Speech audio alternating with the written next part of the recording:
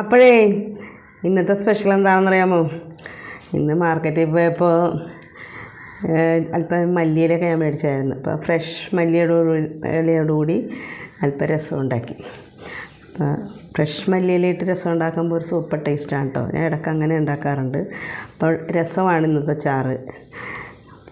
രസം ഇങ്ങനെ ചോറിൽ വയ്ക്കണ നേരത്തെ എനിക്ക് വെറുതെ കുടിക്കാനാണ് ഇഷ്ടം കേട്ടോ. അപ്പോൾ അല്പം രസം എടുക്കാം. കർക്കിടകമല്ലേ, രസമൊക്കെ കഴിക്കണം നല്ലതാണ് ഈ സമയത്ത്. പിന്നെ മത്തിയാശാന മേടിച്ചിട്ടാ.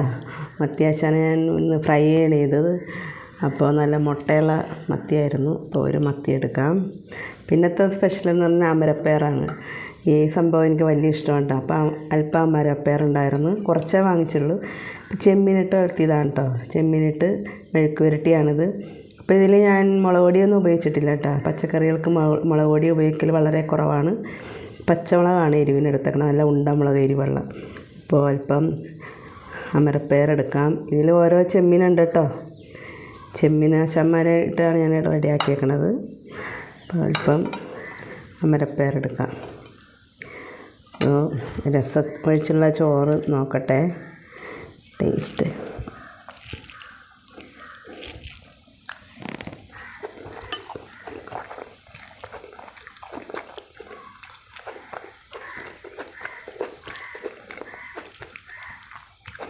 മല്ലിയിലയുടെ ആ ടേസ്റ്റ് മുമ്പിൽ നിൽപ്പുണ്ട്.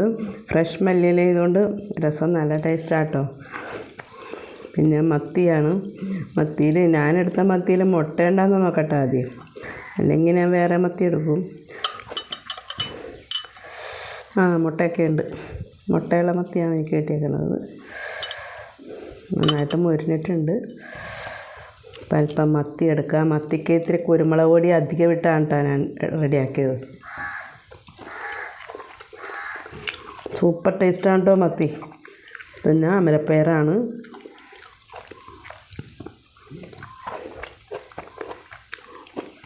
ചെമ്മീനിട്ടുകൊണ്ട് അമരപ്പയർ നല്ല ടേസ്റ്റ് ഉണ്ട്.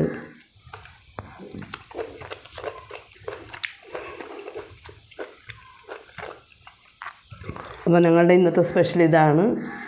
രസം, മത്തി വറുത്തത്, അമരപ്പയർ, ചെമ്മീനിട്ട് മെഴുക്ക് പുരട്ടി കേട്ടോ. ഇതാണ് ഞങ്ങളുടെ സ്പെഷ്യൽ.